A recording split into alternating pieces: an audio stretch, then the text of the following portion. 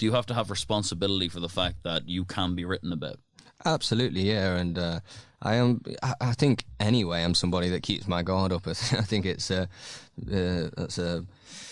a symptom from my environment growing up. I think you didn't know when you was going to get your head kicked in, so never mind somebody writing a story about you. Was it actually that tough in Clifton, or did you exaggerate it for the tune? Was it bad? No, mate. There's not a lot to do on that estate. Did you grow up in a council house? Yeah, and my mother she worked in sales, but then she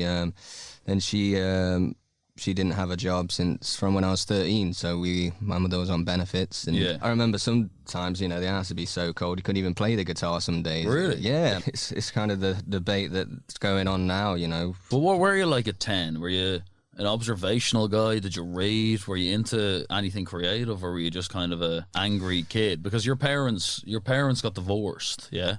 No, they didn't. They never married. They split though, yeah?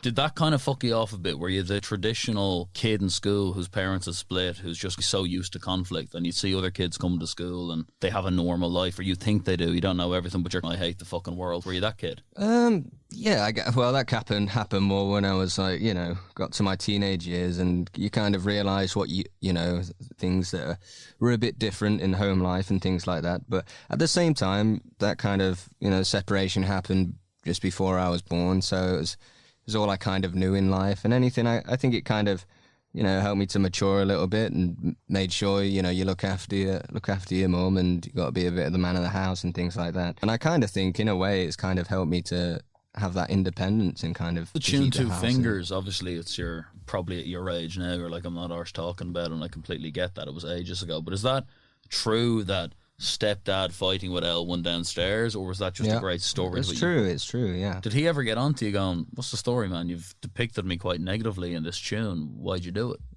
I think he knows why I would have. He was a massive dick, yeah, of course. And, it's, I still, there's this element of me that, I like to forgive people, but, he wasn't a nice person. I don't wish any bad on anybody, but... Was he still with your mom when the record dropped? No, because I kind of gave my mum a bit of an ultimatum that, because he wanted to... Was he hitting her?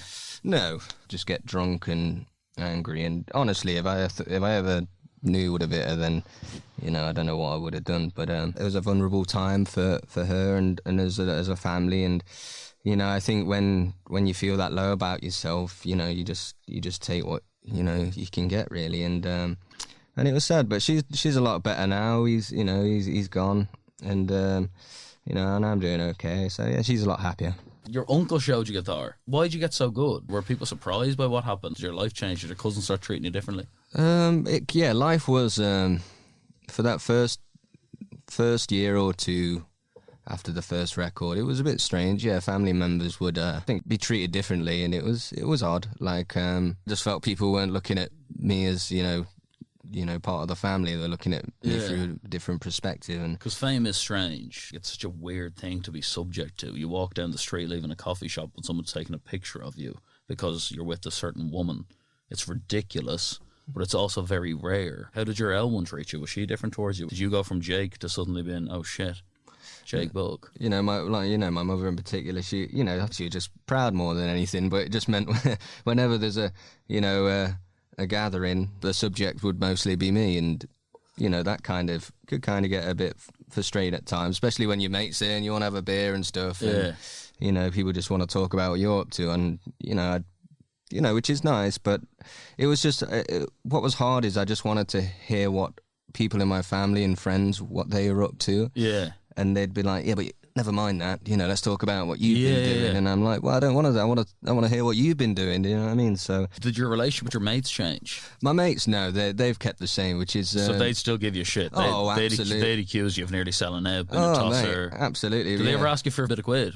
No, but if they ever needed any help, of course I'd help. Obviously, I consider myself to be in a very fortunate position, career-wise and financially, and so the people I care about, I do anything to help them, of course. But you were never into the social scene, so to speak. No. You didn't have a penchant for trying to impress people.